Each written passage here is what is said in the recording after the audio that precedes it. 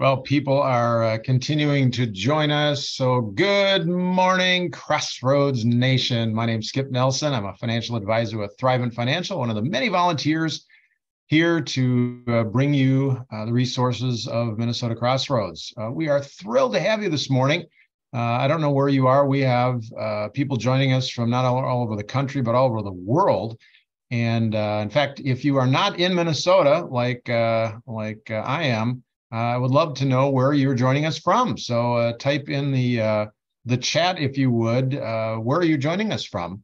In Minnesota, it is very white. It's picturesque as long as you can look out at it. We have had about a foot of snow, so it's lovely, but doesn't facilitate. It's good for sledding, I guess, just not travel as much. But we are so thrilled to have you. We've got a great morning planned for you and excellent resources for transition. Buried in Shakopee, Minnesota. All right. Well, thanks for joining us, Diane. Nice to join you virtually, that you didn't have to venture out in it. But got a few things we're going to go through. I've got a short Bible thing I'm going to do. And then we got a video from Steve Harvey, the comedian, talk show host that you, I'm sure, have heard of, hopefully. That's got really an interesting message that he does before his shows, which is kind of cool. And then we're going to hear from our main speaker, a gentleman by the name of 𝙁𝙗𝙫𝙞𝙜𖖖𝙀. And Dale wrote a book, Plymouth, Eden Prairie. Wow, we got lots of folks joining us. Awesome. Good morning, Jody.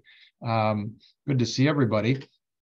But Mr. Krijnkamp actually is author of a book called How Long, O Lord, How Long? I know that that's a question that, good morning, Amy, that I got and had for myself when I was in job transition. It's like, how long is this going to be? I thought, I was just going to get a job like that.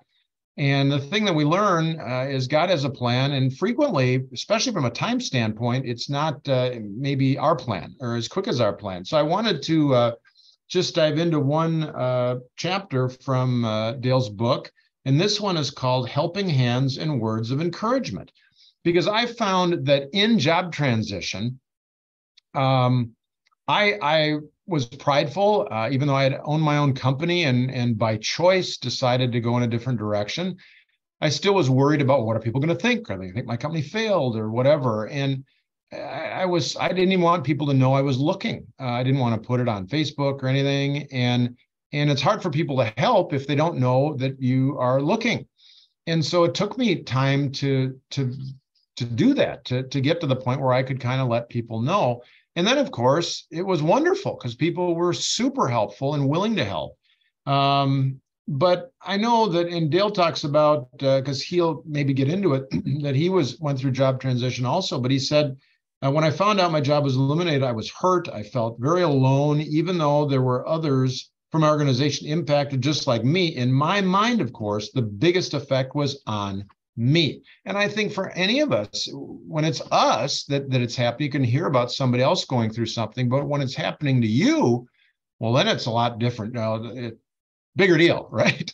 And I certainly found that. But the other thing that I found in my job transition is there were two actual benefits to my job transition. One was time. I had time to do things I wouldn't normally be able to do, time with kids or grandkids or ailing parents or whatever it might be, or volunteering, which was fun. But also people. I met some of the neatest people that I would have never met were it not for my job transition. And do you ever find that if you do something for someone else, how good it makes you feel? Isn't that a wonderful feeling? And I found that when I was finally able to reach out for help and allow others to help me, whether it's to just talk or to make a connection for a networking meeting or whatever, that would make them feel good if they could help me, right?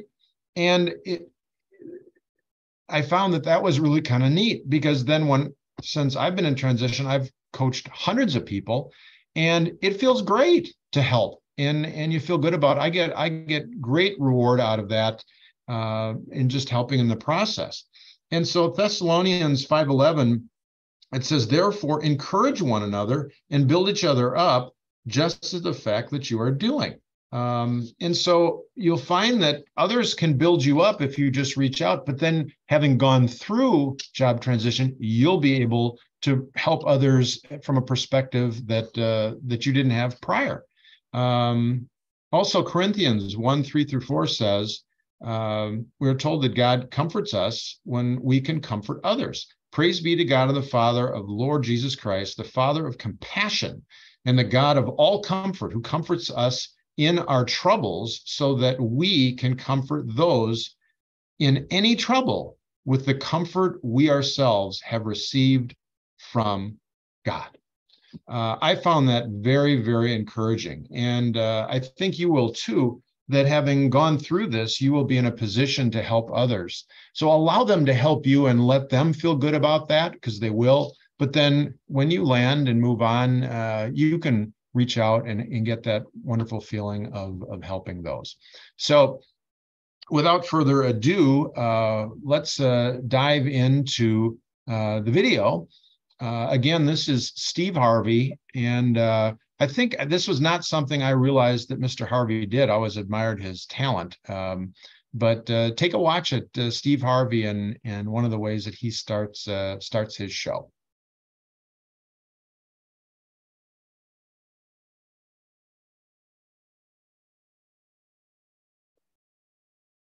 Two things that's common to most people. You're looking at a person who was neither one of those for a long period in my life, man. There's a lot of pain in my life. No more than nobody else. I just had a lot. But I learned along the way, everything that's happening to you is God is processing you.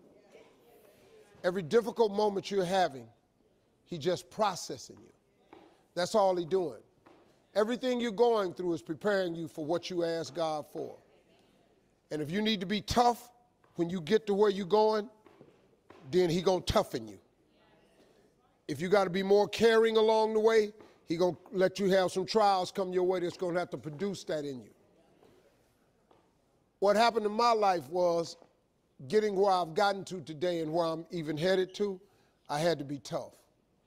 So He toughened me along the way. I had to learn how to appreciate a lot, so He took everything. To really understand the value of money, I had none. To just appreciate simple things, what I'm gonna eat today, where I'm gonna wash up at, where I'm gonna bathe. He sent me through a trial of being homeless for 3 years. I lived in a car for 3 years.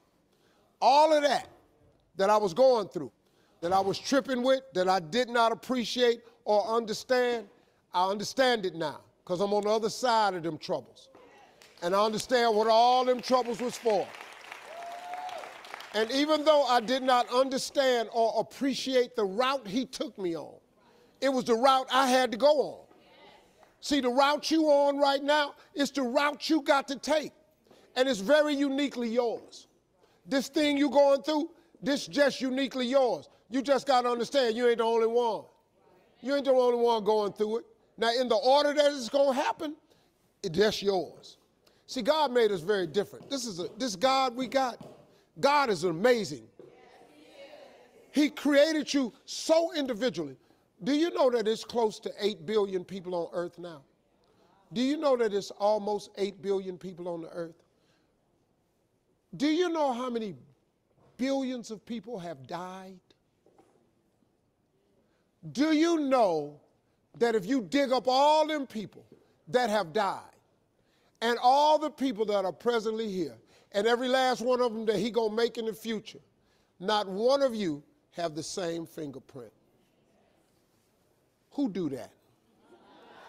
Who could possibly be so precise in His infinite wisdom that He created you so uniquely that ain't no two people got the same fingerprint? That's crazy, man. That's real crazy. 8 billion people, you can't duplicate it. The billions that done died, you can't duplicate it. And the ones that's coming will not duplicate it. God a bad boy, man. He's a bad boy. He's a bad dude, man.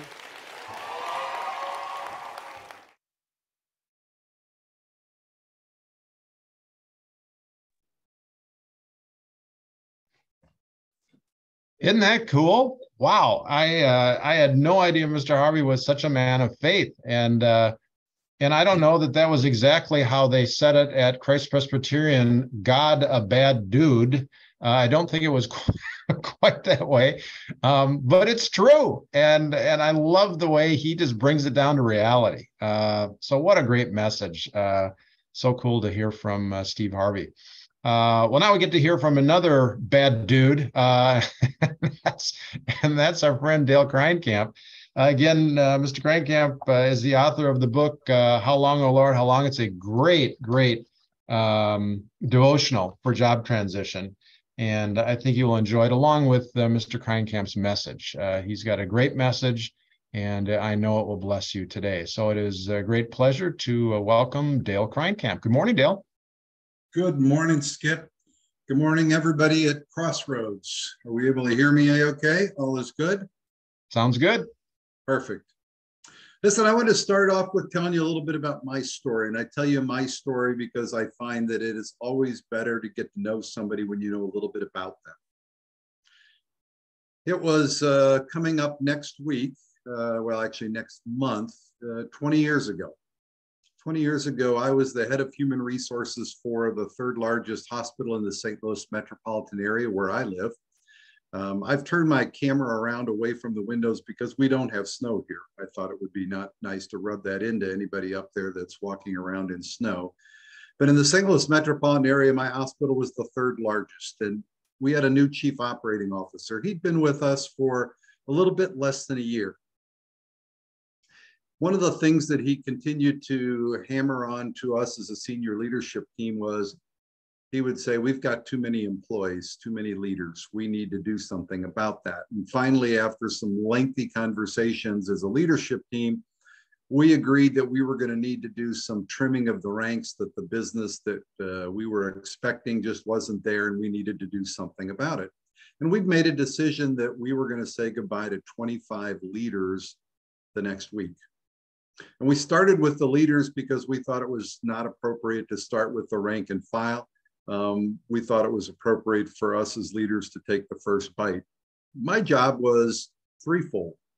First of all, I had to prepare 25 leaders in the organization to deliver a message to somebody that they probably hired, somebody that was on their team, somebody that they were going to have to say, gee, I'm sorry, you didn't do anything wrong, but you don't have a job.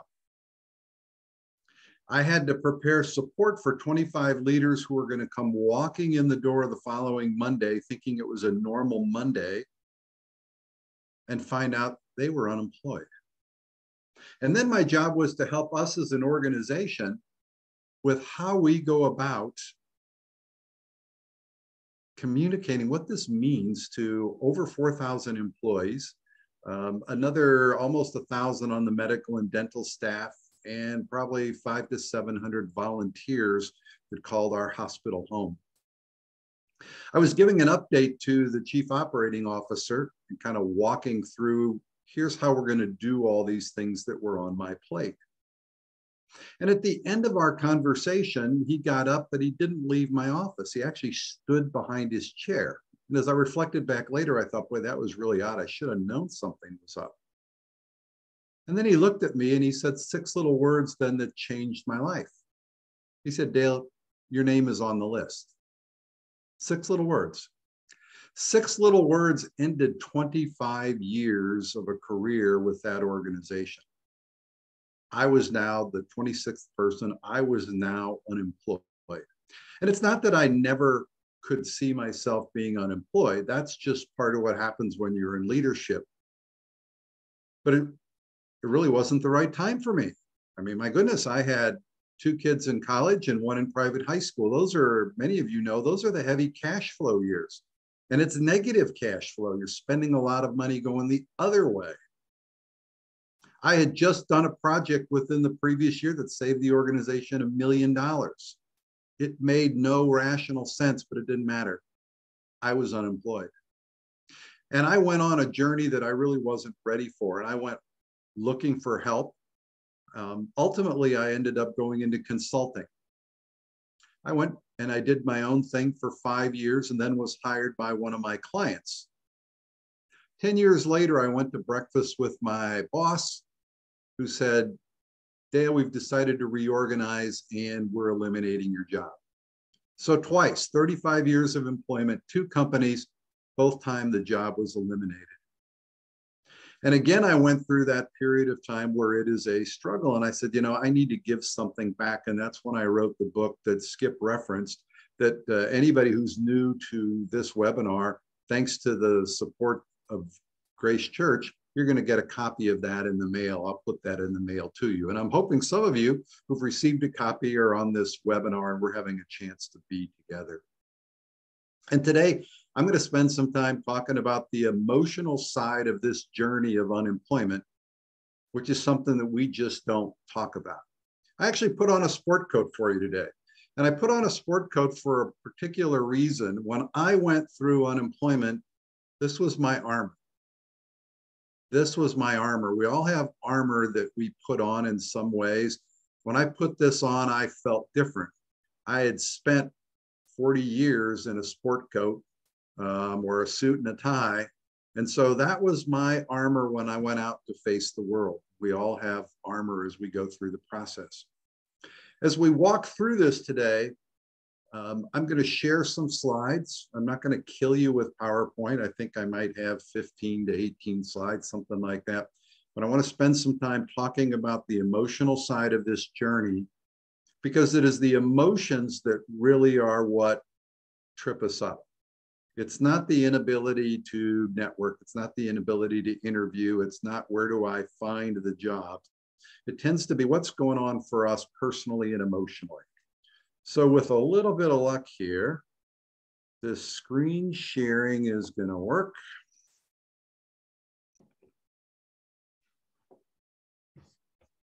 And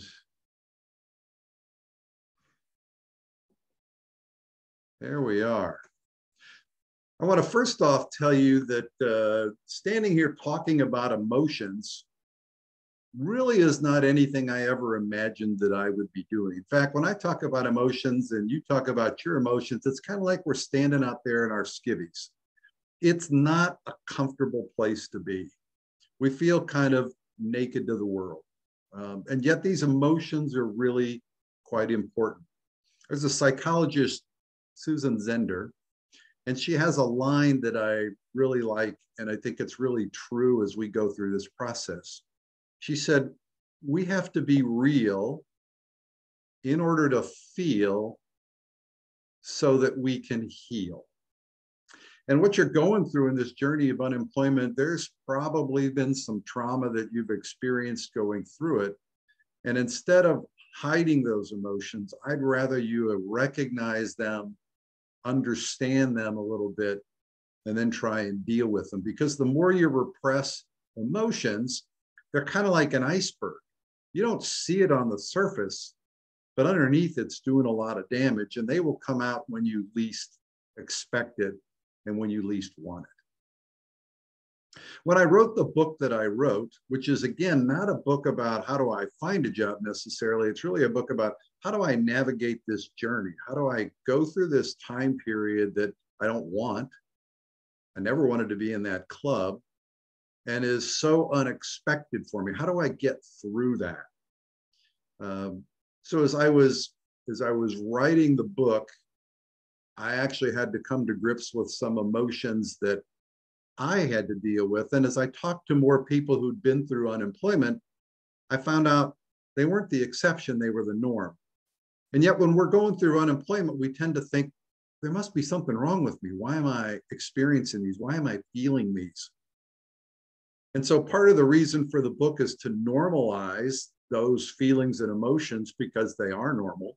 They are what people go through. The other reason I wrote the book was to give a glimpse to spouses and close family members of what you're actually going through when you go through unemployment, because it's a tough journey for a spouse also. For spouses, they too are dealing with some of the same emotions that you're dealing with. If you're anxious and worried about finances, trust me, your spouse is too, and even your kids are. I have a friend of mine who went through a journey of unemployment, and as she had landed a job, her oldest son, who then was about 8 or 9, said, "Mom, I'm so glad. I thought we were going to lose the house." And she said, "Darling, why would you think that?" And she said, "Well, I've talked to kids at school where it's happened. So those little ears have big fears, and we don't often even think about that." So the book was intended to help others get a glimpse of what's going on inside. So let's take a roller coaster ride today and talk about emotions. And from that, hopefully give you some tips and some keys on how you can help deal with them as you go through the process. Now, some of you are unemployed in what many people would say is, well, this is a good economy for job seekers. It probably is in some manner, way, shape, or form. What most of the world doesn't understand is the amount of job transition that goes on in this country every year. So I'm going to share some numbers with you, and these are pre-pandemic numbers. So this is really the decade prior to the pandemic, which is actually going to be a very good economy, similar in some ways from a job standpoint to what we're dealing with today. Now, I also want to put into perspective the number, so I want to give you some other stats for you to be aware of. In this country, every year, there's about 2.6 million deaths. We have about 1.7 million people that are diagnosed with some form of cancer. We have about 900,000 people that are divorced, couples. And then there's about 500,000 folks that have a new diagnosis of Alzheimer's. Now that's in a year's time. In that same time period, in a normal year, there's 21.7 million job losses in this country. And those are involuntary job losses. So that's not people who said, you know what, I don't want to go to work anymore. I'm going to just stop going to work. I'm going to stop looking for a job. This is actually the shedding of jobs in our economy. So they disappear in one place, they might appear in another, but 21.7 million. And that's every year. So in a 10-year period of time, you could expect about 210 million job losses in this country. So how big is 21.7 million? We get so used to big numbers with the debt so high and everything else. Well, let me tell you how big 21.7 million is. It's every man, woman, and child that lives in the three-state region around where many of you are coming from, Minnesota, Wisconsin, and Michigan. I'd actually have to combine where I live in Missouri with the states of Illinois and Kansas to get to 21.7. So think about that. Every man, woman, and child in those three states goes through unemployment. That's the number of job losses every year. So if you are unemployed, you're one of approximately 21.7 million, and that's in a good year. So certainly during the pandemic, those numbers were a whole lot higher as we dealt with it. So let's start with something that's going to happen as you go through unemployment. There are some lies, and there are three of them that come up as we go through the process. And on those three lies, I want you to recognize them, but I don't want you to believe them. If you're a believer, you know that Satan does anything to turn your life upside down. He wants you to doubt. He wants you to go the wrong places. And he's the father of lies, and believe me, these three come. Every time I talk about these three lies, I know there's somebody in the audience going, oh, I'd never believe that. Oh, that couldn't be. And yet you'll find they creep into the job search somewhere along the line. So those three lies are, first of all, it's, I'm a failure. It happens. We take ownership in something and think that we have failed. And we'll talk a little bit about that more. The second lie is, I'm helpless. Now, this is one that people don't recognize right away because they say, well, heck, I've been successful for many years. I'm not helpless. I've got all these great skills. Trust me, if you're somebody that hasn't searched for a job in 15 years and all of a sudden you're having to do all these online applications and everything is digital and technology is not what you do regularly, it's pretty easy to feel helpless or when you can't control things. And the last is we have this feeling that I'm unwanted. Or for some people, it's I'm unloved. Because the longer that search goes on, the longer we go through that feeling and that period of thinking, what's wrong with me? Doesn't anybody want me? Now, I'm going to tell you, I have to remind you again, these are lies. You can't believe them, and you better be ready to fight back. You better be ready to fight back as you go through this process. As we get ready to talk, I want to talk about 4 concepts for your transition. And I want to start with helping you understand that there is no rule book. There are no rules. So often we think, well, I just want to do what people normally do during job loss. So where's the rule book for it? And in fact, if you go networking, you might sit down with somebody for a cup of coffee who's going to say, well, when I was in transition, I did A, B, and C, and I got a job in 3 months. And so you think, well, I'll just do A, B, and C, but I'm not employed in 3 months. So what did I do wrong? Did I not follow the rules right? I'm going to tell you, there are no rules. There is no rule book in this process. And I use the word transition because transitions are change that impacts us psychologically and emotionally. And that's really usually what happens in a job transition. It's not just the time between jobs, but it usually impacts us psychologically and emotionally more than we really want to admit. I'm going to play off of Steve Harvey in these 4 concepts. And the first one of those is, he talked about it in the video. Folks, this is an individual journey. This is your journey. This is your race and your race alone. You don't have to please anybody else. This is yours. You can't look to what's happening to somebody else. Don't compare. That's not going to help you. This is a unique journey for you. No one has your experiences in the past. No one went through the loss of your job like you did. It's your journey. It's nobody else's. The second concept that is important to realize is something has ended, and chances are pretty good that it was something that you loved and enjoyed. You lost a job. And when we lose something that we love, we go through grief. So there's a period of time when you are grieving the loss of what was. And I'm not just talking about, gee, I lost the money. Sure, there was income. But more important to you in your personality was you were somebody of value in that company. You did things for people, for your team, for your customers, for your client, whoever it was, and that has ended. And grief is the loss of what was, but it's also the loss of the future.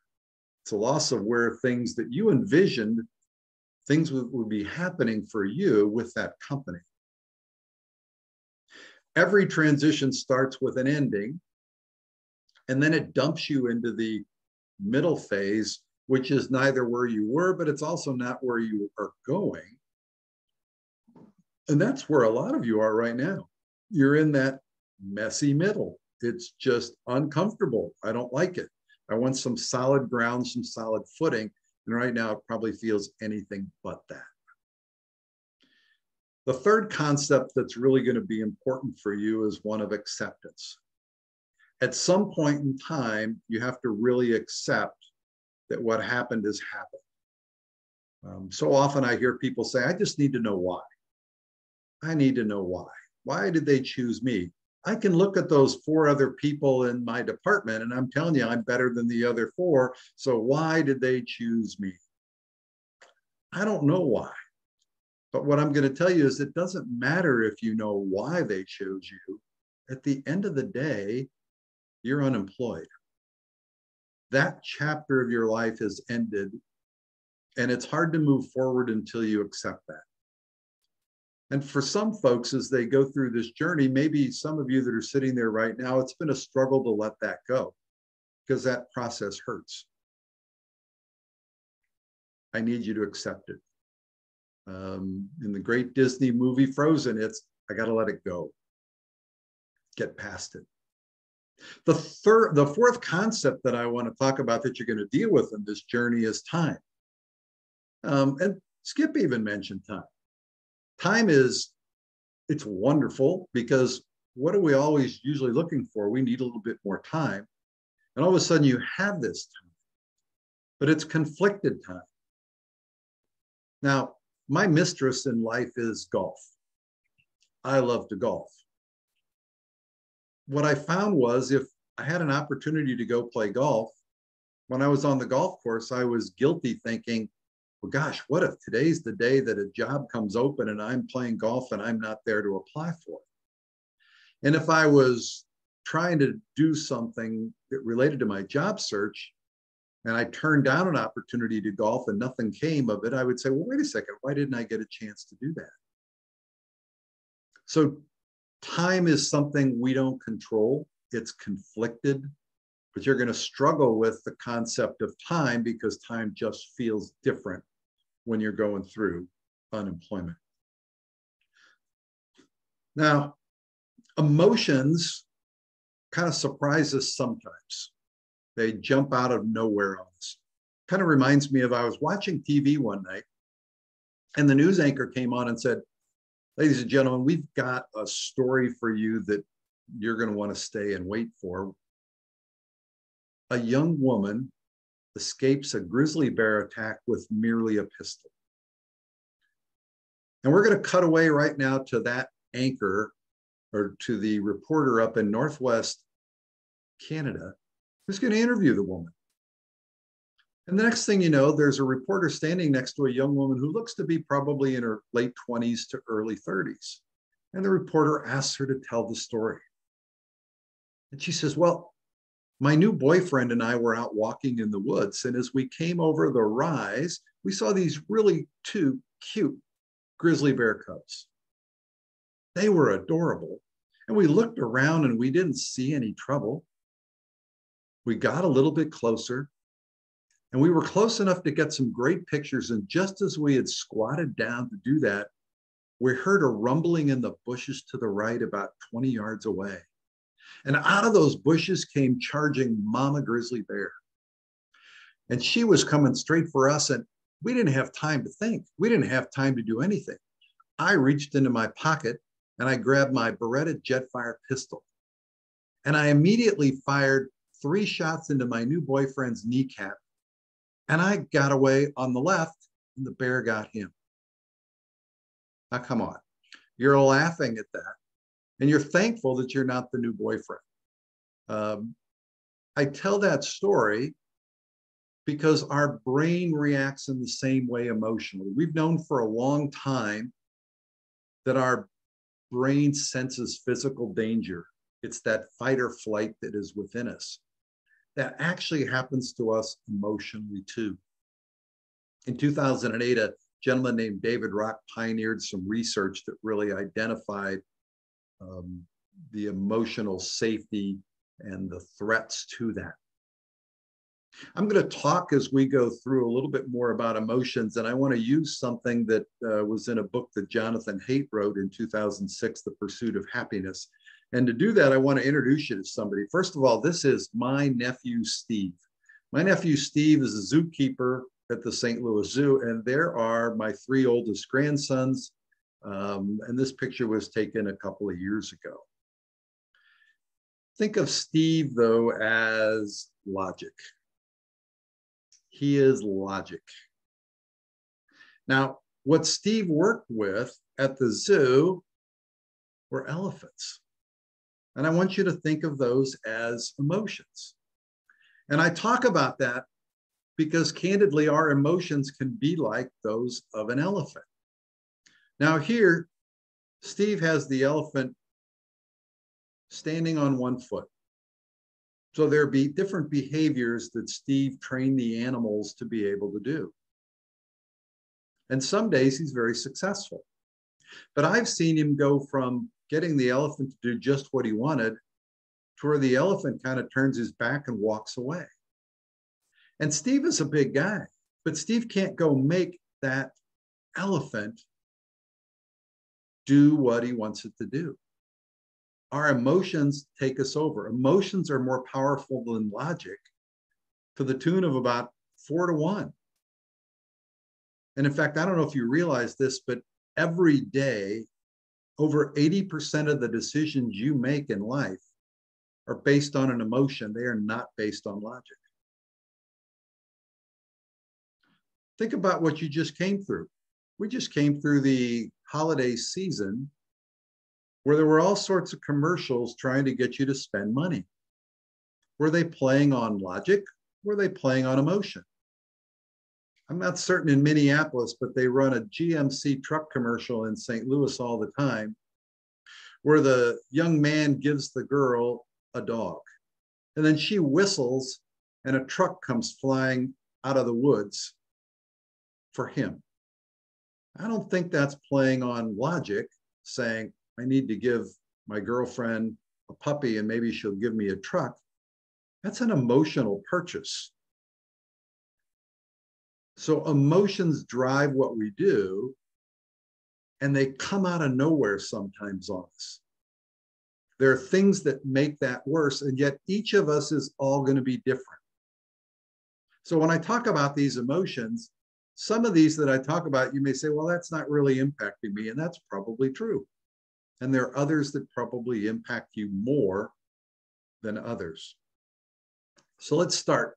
And I'm going to put these emotions into 4 buckets, 4 different buckets. And the first of these emotions is the emotions of uncertainty. Now, our brain loves predictability. It loves to know what tomorrow's going to look like. Unless we decide to change what tomorrow is, we like to know that we can figure it out.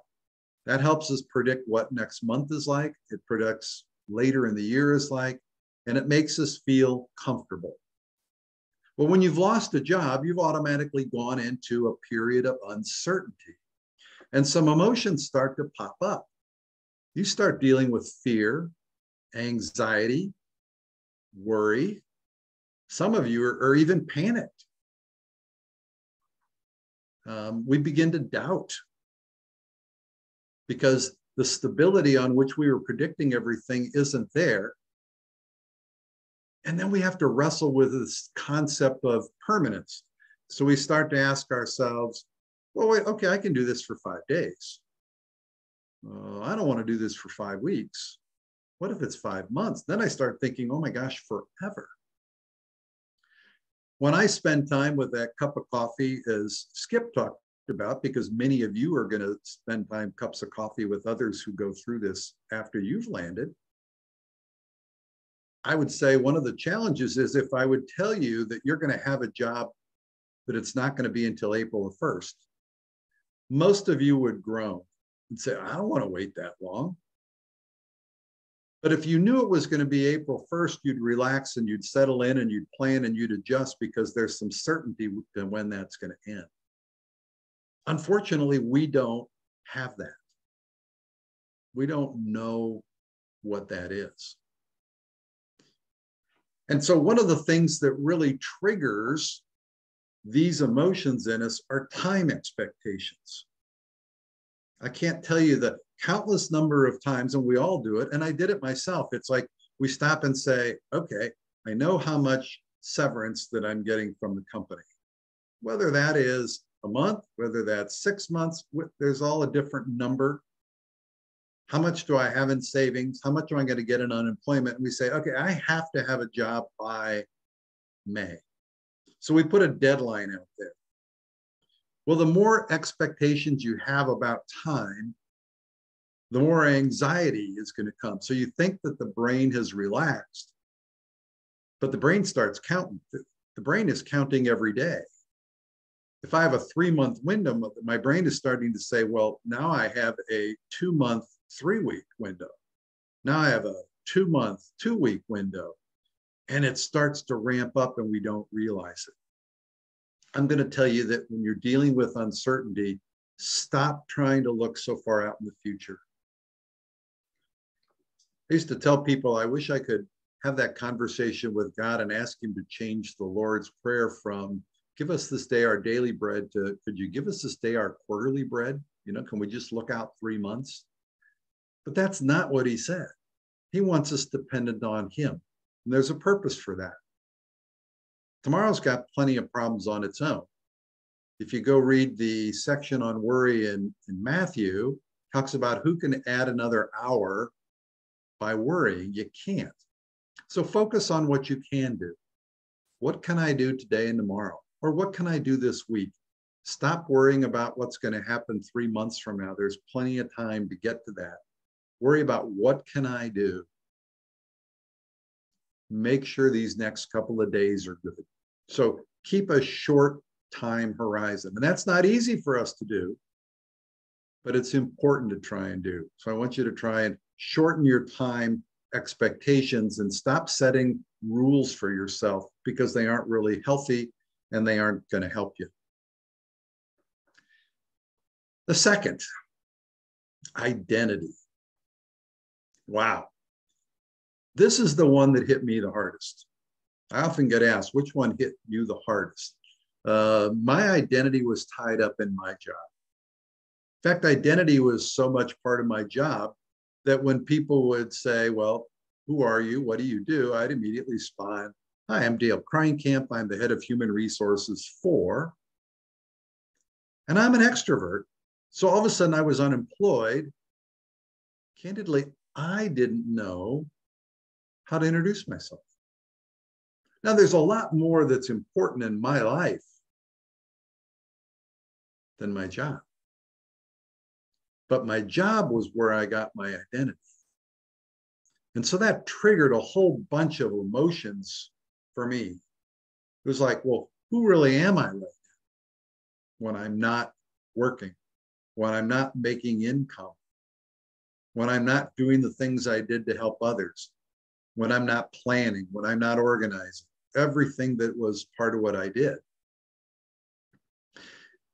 My identity was hit, and therefore there's kind of this embarrassment or shame. I felt guilty that I let my family down. My family's got to go through this because of me. I felt guilty about that. I left the team. They don't have me there to help them. So I feel guilty about that. And it's an uncomfortable place to be in. And we don't want others to really know that, which is why we tend not to like to talk about it. Not about you, but when I was younger, when I was in high school, I got cut from the baseball team. I didn't make it. There were 60 kids. I had a great arm. I had a great glove, but I couldn't hit a curveball and made it to the last cut and didn't make it. I didn't want to tell people. Well, job loss is kind of like being voted off the island. You don't really want to feel like you want to share that, which also then brings in some other emotions. Pride.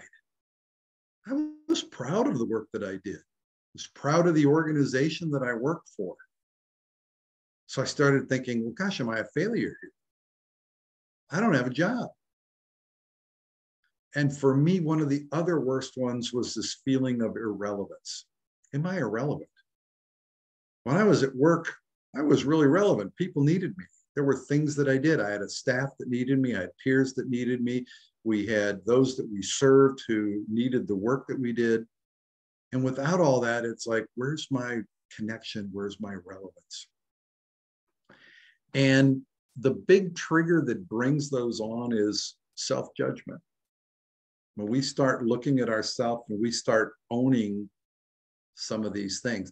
This is, for me, a place where those three lies really came into play, was around my identity. And it was a struggle. And so some of you, this is going to be a hard one for you. As I mentioned, there's so many more other things, but we don't tend to introduce ourselves and say, I'm Dale and I'm a father of 3 sons and I'm a husband of X number of years. We start with work. And I had to rethink that and begin to talk about who I was as a professional and a family man in order to get through it. Third bucket of emotions, control. You and I love to be in control. So we accept that we need Christ. We need Jesus. But our vision of needing Jesus is we'd like him in the car with us, but we'd like to be driving the car. He can sit next to me. He can sit in the back seat. I still want to control the car. So I'm constantly saying, here's where I want to go. I want to control it. And when you're in the world of unemployment, you really don't control anything. You control your efforts, you control your reactions, but you have no ability to make somebody create a job. You have no ability to make them hire you. It's kind of an out of control time period, which brings in a variety of emotions, anger, a feeling of hopelessness, and sadness. Let's talk about anger for a minute. We often don't like to admit that we have anger. I didn't like to admit that I had anger. And I would say, I'm not angry. I'm angry at the circumstance that I'm unemployed. I'm not angry at a person. Somebody else is going to really be angry at the person who made the decision. But we do have anger, and you need to find a way to get the anger out. You don't want to suppress it. I mean, I've networked with people that I've had to say, I can't introduce you to anybody because it's still clear you're angry about what happened. So there's 3 tips I always give to people for getting anger out. And you might do all of them, and you might just do one of them. So the first of those is just find a room in the house when nobody's home and close the door and just scream, cry, give it to God, call him any name you want. He's big, he can handle it. But get it out on the table. Tell him what you're mad at. Deal with it. The second would be to get a journal. I had a friend of mine that gave me a journal and encouraged me to write. And when you get a journal and you write, you can't write as if somebody else is going to read it. I want you to write in that journal your true raw emotions. And I want you to write every day, not just for a couple of days. Do it for a few weeks. You need a period of time to get those emotions out on the table, because once they're out on the table, once they're no longer hidden, they're easier to deal with. And the last would be talk it out with somebody, whether that's a close friend, whether that's your pastor, whether that's a Christian counselor, but you need somebody to talk it out. This is where that lie of helplessness comes in the most often. Because when you're out of control, when you can't make things happen, we start to feel hopeless. I can't do anything. I can't make this happen. I had a cup of coffee with a gentleman named Keith. Keith had been unemployed about 10 days when we had a cup of coffee. He worked for a bank. He had a nice position. His job had been eliminated. And within 2 minutes of our starting the conversation, he said, Dale, I can't handle this. I said, Keith, what can't you handle? He said, nobody calls me back. You know, it used to be when I would pick up the phone and call somebody, they called me back the same day. I send an email, I don't hear from them. I apply for a job, it's radio silence. I can't deal with this. I can't make anything happen. And I said, well, Keith, you're going to have to get used to that, because that's going to be part of the problem. This is not your process, it's their process. And he said, but I can't do that. He said, I'm actually going to take a job in another city that's not a job I really want to do, but I'd rather deal with that job that I don't love in a different city and move my family than to deal with feeling out of control. I thought, wow. And then sadness creeps in, because we find out we really can't. We can't make the things happen that we want to make happen. We'd love to, but we don't. But we do control some things. And that's where the focus really needs to be. Your focus needs to be what's within my control. I control how prepared I am for an interview. I control whether I spend time searching. I control my reaction when I hear good news or bad news, but I don't control the results. I have to give up those results and know that it'll happen. I just don't know when it's going to happen. If you're a perfectionist, it really triggers these negative emotions because your general nature is to try and be perfect. We often think life is linear. You know, if I do this, this will happen. If I don't do this, bad things won't happen. We try and eliminate risk. We try and make it perfect. And we can't because we don't control it. The timing, the processing, it's all out of our control.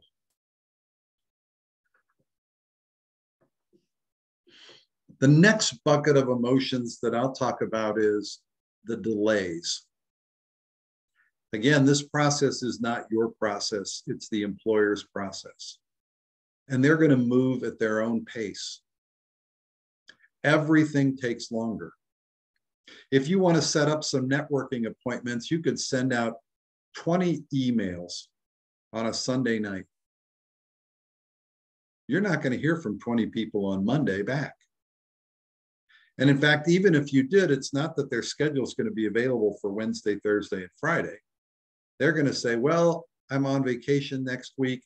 I've got something big going on the following week. Let's meet 3 weeks out. And you're sitting there saying, but I need to see you today. You're going to have to accept that those delays are going to come because they're part of the process. Nothing happens at your time. So it's easy to get discouraged.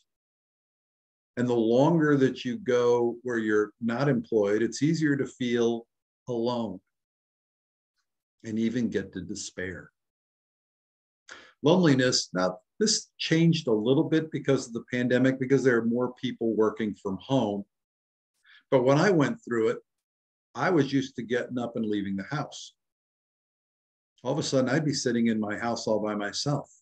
And that's not where I was used to being. I used to have a team that I worked with. When I would go into the office in the morning, I would probably say hello to 8 or 10 people from the parking lot to my desk. I had people to say hello to. When I was unemployed, I didn't have anybody other than my spouse to say hello to.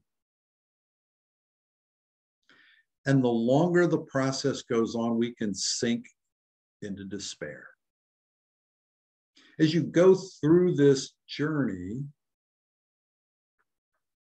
the trigger on these emotions of delay is really our lack of patience. We're not very patient. We want everything now. We want the computer to boot up now. We want faster internet speed. We want everything now. My goodness, I can order something on Amazon Prime in the morning and it can show up that night at my house.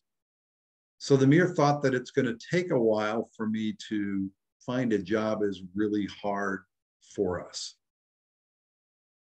So how do I deal with these delays? What's one of the secrets as it relates to that? First of all, as it relates to the loneliness, you need a community of people that you stay connected with. Friends, family, you need people that are going through this journey with you. That's going to be important so that you're not alone. Seek out being part of people. There's a tendency to withdraw when we're wounded. That's the time we need people and we need help the most. We need people who are encouragers. My wife was my best encourager. And if you're the spouse of somebody going through unemployment, the words that she said to me that meant the most were, she would say, Dale, I'm proud of you that every day you get up and you faithfully go through what you can do for the search process. Now, notice in those words, there was nothing about the results. Nothing about the results, but it was faithfulness to a process. And that was really important. And that was encouragement to me because it was something that I couldn't deal with on the other end. I couldn't control it. So what do we do with these emotions, and how can we do this journey a little bit differently? Well, I want to share a couple thoughts with you on things that I wish I would have done better when I was going through transition.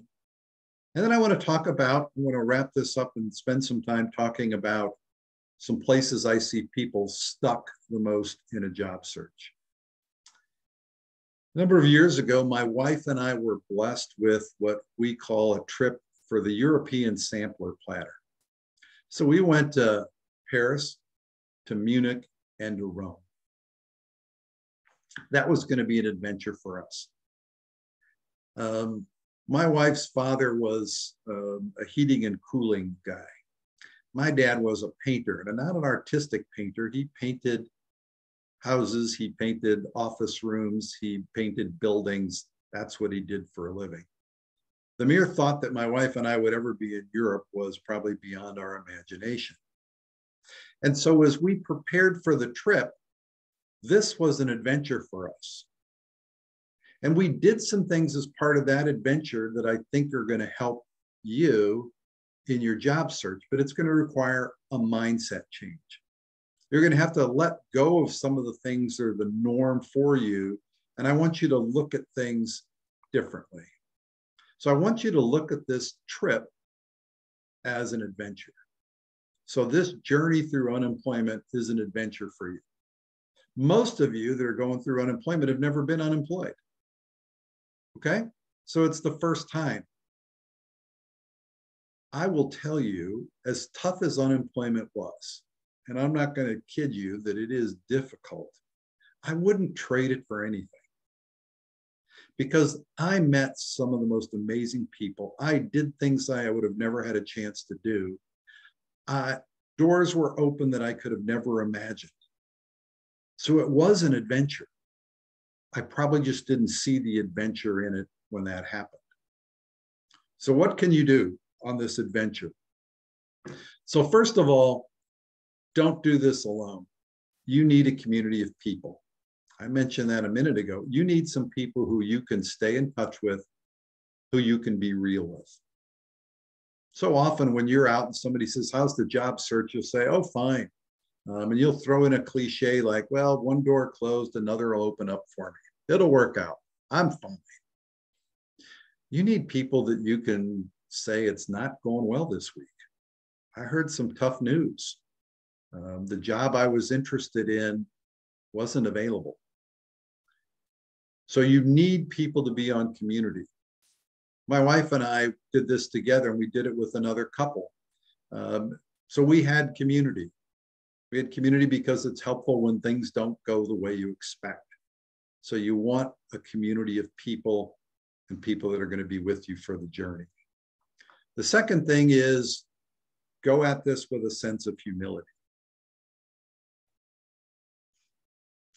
You're going to say, I didn't know that a lot of times. People are going to give you thoughts and ideas that you never thought of, that you'd never heard of. Be humble. When we were heading over to Europe, we'd never been there before. We knew we didn't know what we didn't know. We were going into uncharted territory, and oh my gosh, we didn't speak the language. I learned to say, I don't speak English in French, German, and Italian. And I usually got a smile when I said that because, of course, I didn't say it very well. But when I admitted that I didn't know something, people were more than willing to help. People are going to help you. Stop acting like you're the expert. Accept that you don't. Have a little humility as you go through this. We had a sense of curiosity. I want you to have a sense of curiosity too. I want you to learn and grow in this time period. So often in a job search, we just want to do what we were doing for another company as quickly as we can, which is kind of like, I want to kind of run across the street as fast as I can and not get hit by the cars. Well, maybe there's something else in store for you. So take this opportunity to learn more about yourself, about other industries, about other jobs, about other places your gifts can be used. So be curious. Ask a lot of questions. Ask for help as you go through this.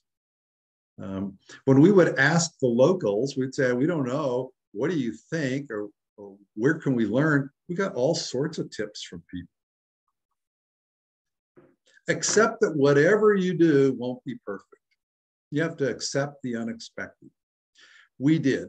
As we went into that trip, that was kind of our mantra. We're not going to get our nose bent out of joint if something doesn't work out, because it's kind of hard to be across the ocean planning something for a place you've never been and think everything's going to work out just as you planned. And yet we do that in life. We think, well, wait a second, I've got this skill set, I've got this perfect resume, I'm well known, it's going to be a piece of cake for me to find a job. But whatever your plan is, it's not going to work as you think. So accept the unexpected. It's okay. I tell people all the time, look, job search is hard.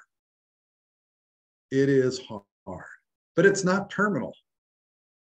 I've lost 2 jobs in my life. In that same time period where I lost 2 jobs, I knew somebody whose first wife died of cancer. After many years being single, he remarried, and his second wife died of cancer. I would much rather lose 2 jobs than to lose 2 spouses.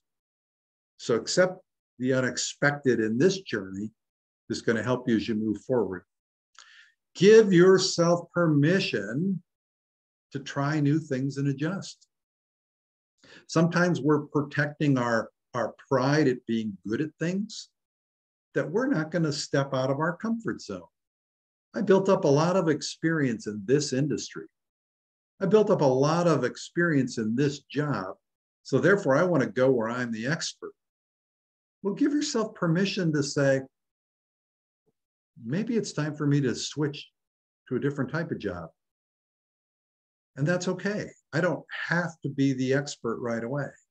In fact, in life, remember this, you're never going to get good at anything until you suck at it for a while. Doesn't matter whether it's tying your shoes or shooting a basketball or becoming an accountant, you're not going to be as good for a while, and that's going to help you get really good. But once we gain some competence, we tend not to want to go back to start. And I want you to give yourself permission to go back to start if it needs to be, to see what else is there. Now, the next thing is control. Control your efforts, control your response, but let go of everything else.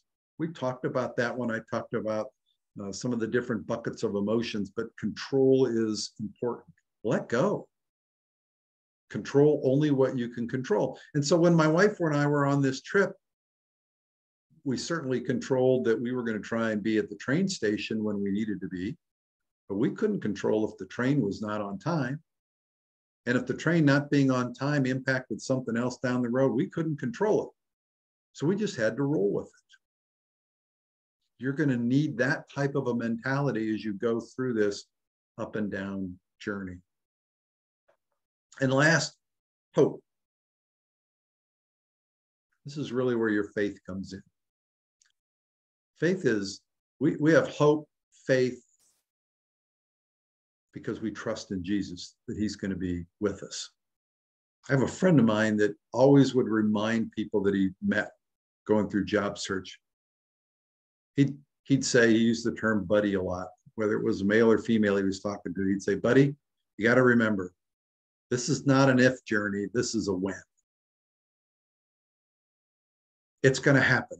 I don't know when, I don't know what it will be, but this will not continue. This will end, and there will be an opportunity for you to use your gifts and skills in a new place. So we spent a lot of time talking about some emotions, but I also want to talk to you then about 5 places that people get stuck and how those emotions kind of play into those. And I want to start with the first of 5, which is tell the world.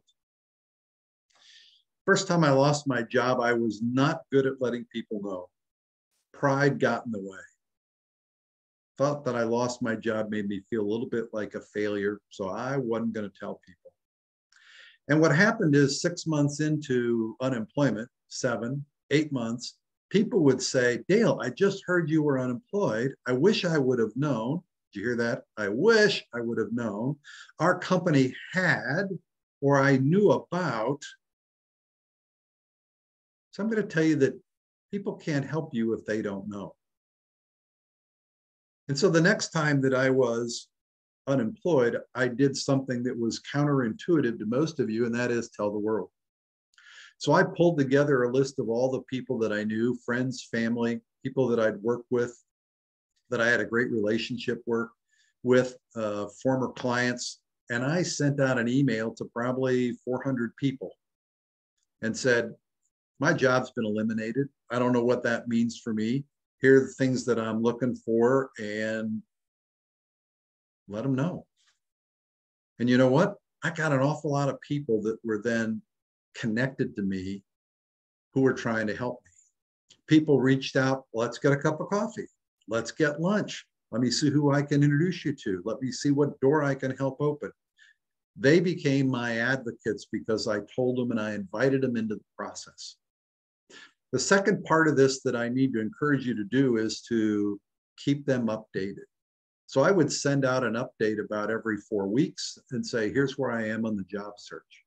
Now that too is counterintuitive because most of us are saying, the last thing in the world is for me to send out another communication to everybody that says, hey, I'm still looking, I haven't found a job. And the longer that takes, the harder that is to write. And yet what I would find is people would respond to that so well. I'd get notes that would say, continuing to keep you in my prayers. Let's get together again and see what else we can do. I even had people that would respond and say, oh, nuts, I was supposed to introduce you to somebody and I forgot. Let me get on it. But you need to tell the world and you need to keep them connected. You need to invite more people into the process with you. The second place people get stuck is trying to figure out what's next. As I mentioned earlier, so often we just want to do what we've been doing for another company, preferably in the same industry. My question is, do you know what your gifts are? Was your job using your gifts? Was it using your skills? You know what those are. Life gets a lot easier. Is it time for you to take a step back and ask yourself, what gives me joy? What do I really want to be? Maybe I've been in big business and it's time to get into small business. Maybe I've been in small, it's time to get bigger. Is it time to do something on my own? Maybe I've always dreamed of being an entrepreneur. Who knows? But take time to rethink what works best for you so that your search is based on what you do well, what gives you joy, what uses your gifts, not what makes you money. If you chase money, you'll never be satisfied. Chase what gives you joy and satisfaction. And maybe the honest examination is, you know, I really didn't love my job. It paid me well. But what I really like to do is this. We'll take this opportunity to say, maybe it's time for that search to shift and go in a different direction, because everything that you craft should be helping sell the story of where you're going and what you want to do next. Next place people get stuck is their tools. Oh my gosh, folks, there is no perfect resume. There is no perfect resume. There is no perfect LinkedIn page. You do have tools, and they need to be good tools. And everybody that you spend some time with, you're going to share your information. Most of them, if you ask them, do they have some feedback? They're going to give you some feedback. That doesn't mean you have to immediately go change your resume, redo your LinkedIn page. But you thank everyone for that feedback, and then you have to wrestle with whether that works for you. I met somebody once who literally every time somebody gave them a tip, redid their resume. They spent more time rewriting the resume than they did job searching because they thought that resume is going to get me a job. Folks, the resume's job is to get you an interview. It's not going to get you hired. You want them to want to talk to you. That's all that you want their resume for. So you want to give them enough to make them want to talk to you. Your LinkedIn page certainly is something they're going to check, and you need to make certain that it's in good shape. But perfection is not the goal. And in fact, with resumes, sometimes you will have multiple resumes. First time I lost my job, I ended up with 3 resumes. Because you see, my one resume screened healthcare. That's where I'd been in a hospital. But I would get people in the banking industry that would look and say, well, you're a hospital guy. I don't think you're going to work well here in banking. And I'd say, wait a second, people are people. And they'd say, this just feels like it's not a good fit. And so I actually had to create a resume that stripped out all of the language that I was using that healthcare people would respect and understand, that showed my expertise. You know, that's what we want to do. Now, I couldn't change that I worked for a hospital, but I highlighted things that were transferable.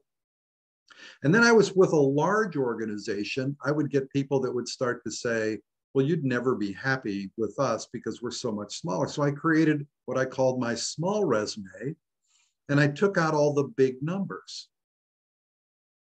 So when I didn't tell them how big my budget was, how many staff reported to me and all that, people were more willing to have a conversation with me.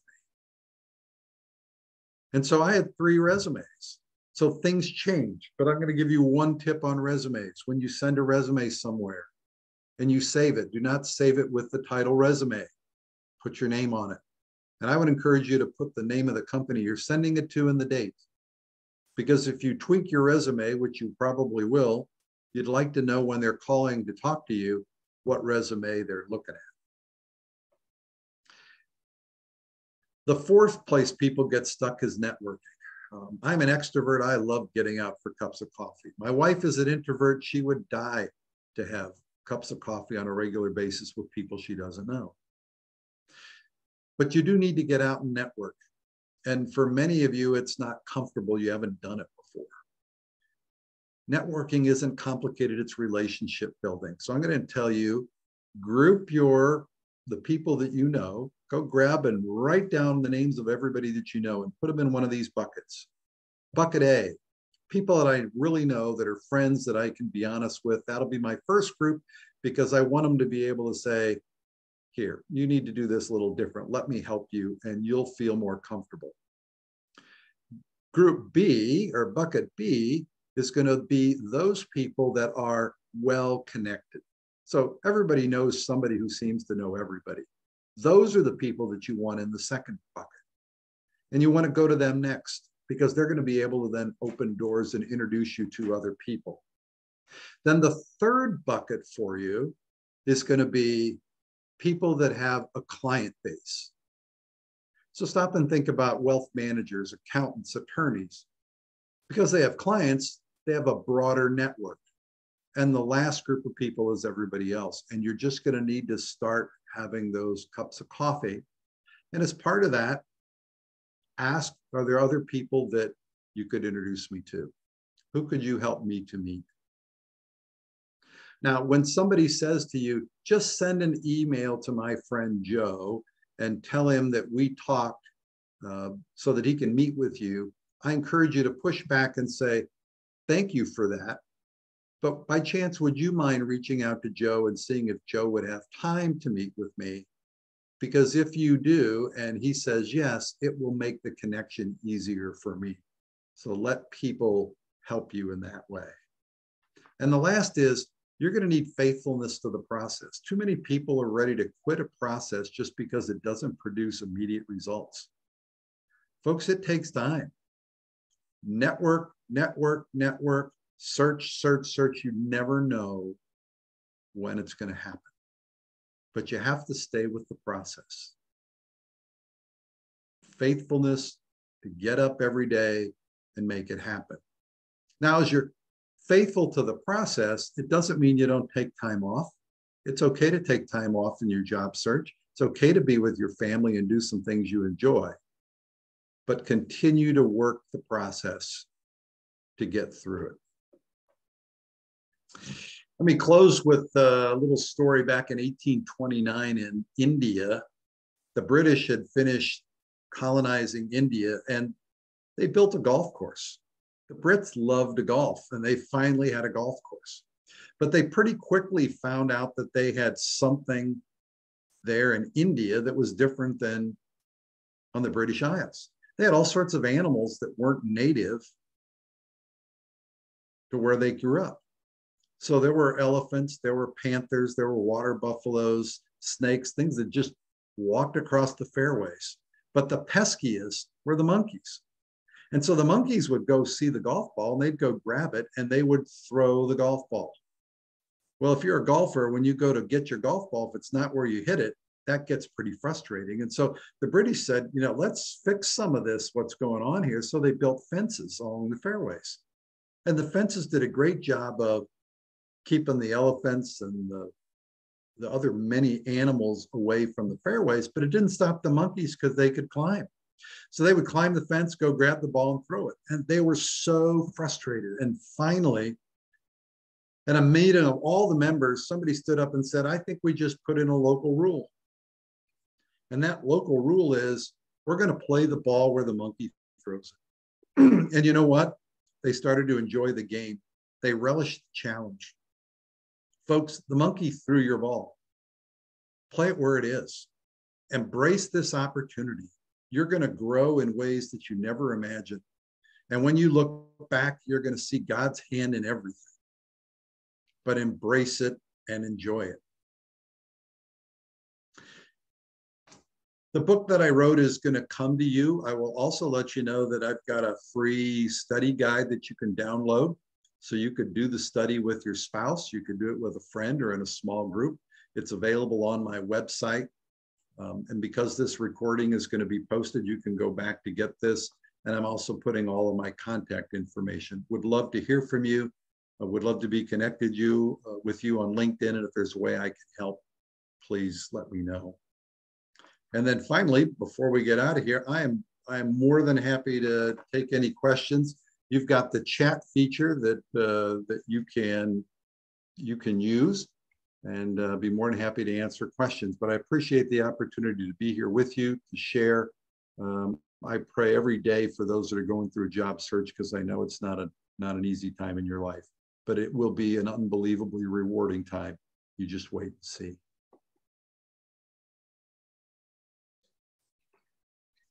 Awesome. Thank you. Thank you, Dale. That was a phenomenal message. And man, you hit on all the, so I was going through my own head, the challenges and things I had in my job transition. I think you hit them all. It was a wonderful, wonderful message. And I can tell you've been through it too. I've got just a thank you from Diane saying, thank you so much for sharing your story and experience. It was comforting to me. So I found that too in my transition, that there was comfort in just kind of talking to other people that have been through the same thing, kind of as you referenced, as kind of going through, somebody's gone through in your shoes kind of thing. And networking groups like Grace and Crossroads provide that, right? Where we can kind of chat with other people that are kind of going through the same thing.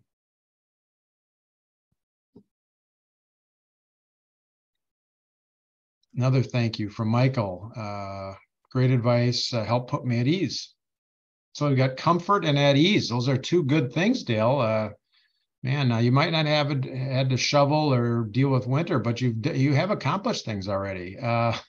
Maxine says, I have a question. I tend to review my resume with each job application to incorporate keywords from the description into it. Am I wasting my time with this? Should I save this technique only for my cover letter and leave the resume as is? I think I would probably continue your practice of doing what you're doing. I don't think that's a wrong practice at all. Shape the resume, because that's really where they're focusing. Again, my background was human resources. We read countless cover letters. The focus is on the resume. That's where the real time is. And so continue to tweak it. And as I mentioned, just make certain that you save it so you know exactly what they're looking at for that company. But I think that's a good practice.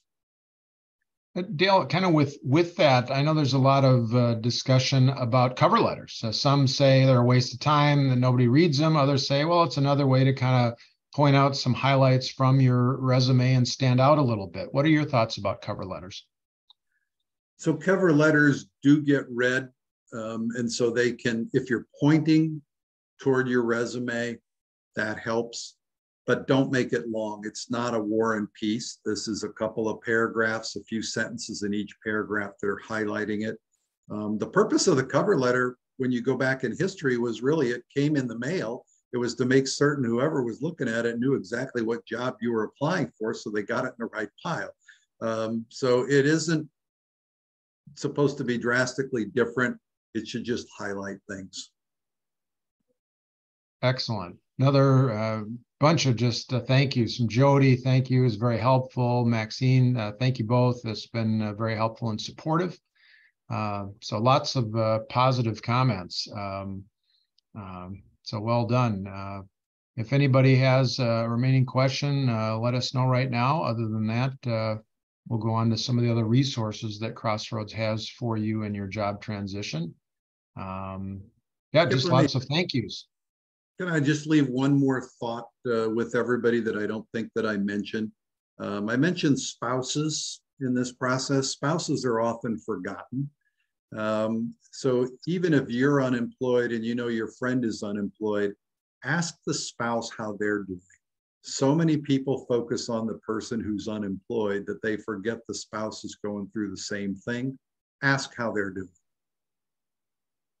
Great thought. They do get forgotten, but they're going through it just like we are, right? And Yep. And it's just they're having all the same fears and things that we do. So great idea, Dale. Well, as usual, great message. Thank you for your book and just all that you do for people in job transition.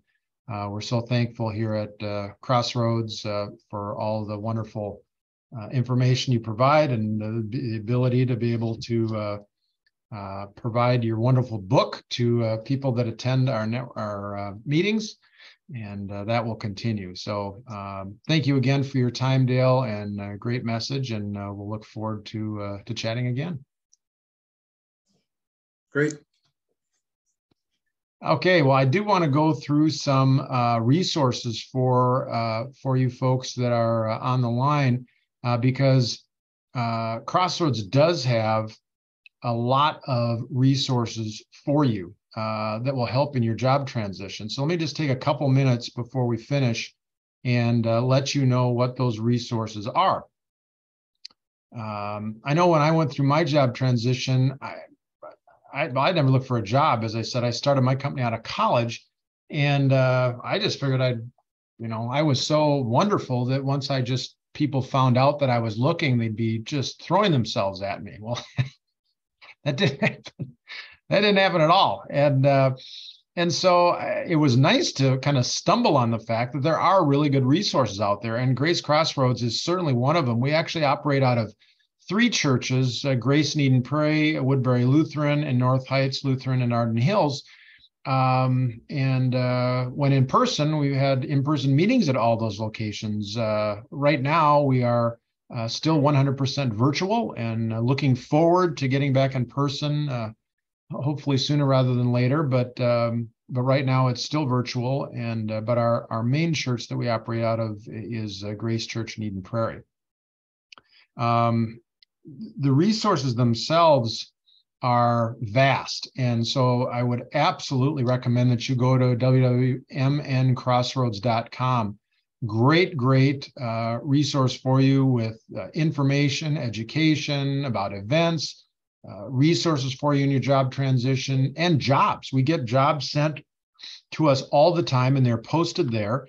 And so make sure you take a look at that and keep checking on it, because obviously things change all the time. This is where you register for events, and all the things that Crossroads has going on. On a weekly basis, we have Networking with Grace, which follows here just in a couple minutes, goes from 9 to 11 every Thursday, run by Wes Tang and Wes Roper.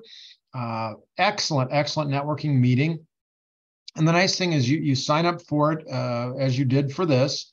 But when you sign up, you provide some information, contact information, companies you've worked for, targeted companies. And so when you go, you are sent a roster of everyone's contact information. Really facilitates networking and knowing kind of what companies people have worked for and targeted companies, so you can help one another. It's a great resource, and not really any other networking groups do such a thing. So I think it's incredibly valuable. We also have one-on-one coaching. So if you have questions about resume or about interviews, or you want to do a mock interview or whatever it might be, reach out. We have coaches from a vast variety of backgrounds and everything available for you. And all you have to do is reach out and sign up, and one of us will get back to you and are happy to answer specific questions to your job search. We're also big believers in prayer at Minnesota Crossroads. And so there are people praying for you, even if you don't know it. They're praying for people in job transition generically. But if you have specific prayer requests, please let us know, and we will absolutely pray for you. God is in control of this process. And even though it can be very frustrating when it isn't our timeline or whatever, he is in control, and we believe prayer is very powerful in that process.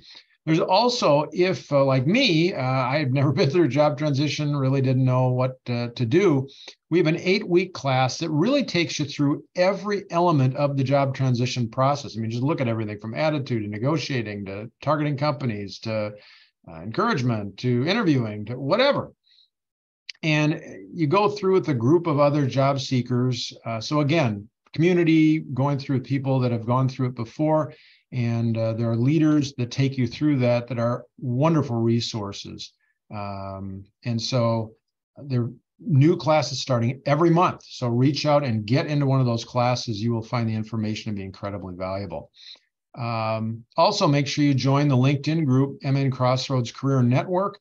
Again, great community, great way to connect with others, get information on jobs and resources. And the thing that I would encourage, like if you go to the meeting after when we're done here at 9 to 11 on Thursdays, or at any group that is in job transition, hook up with somebody else in job transition, get an accountability buddy that you can, grab coffee with every week or two and hold each other accountable and provide some encouragement, certainly, but also a kick in the tail if you need it. Hey, you said you were going to make, 5 networking meetings last week. You only did 2. What's going on? Let's kick it up here. What's the problem or whatever. But I found that helpful too. Sometimes I need a little kick in the tail to keep me going. Also, this is wonderful. We have a YouTube channel, MN Crossroads Career Network on YouTube, and Dale's presentation, along with many other similar presentations, are on it. It is a phenomenal resource that you can watch anytime you want, free of charge, on a variety of topics of job transition, but phenomenal speakers and authors, great resource. Make sure you check that out.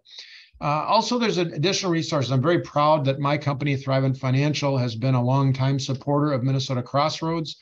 We're just so impressed with what Harry Urschel has put together as far as his team and what they do. I've been privileged to be a part of it here for about 6 years myself. But we offer 3 monthly webinars on different topics of job transition, financial issues, just navigating the process. And so they can be signed up for on this same site, and would love to have you attend that and address any specific issues you might have on the financial side.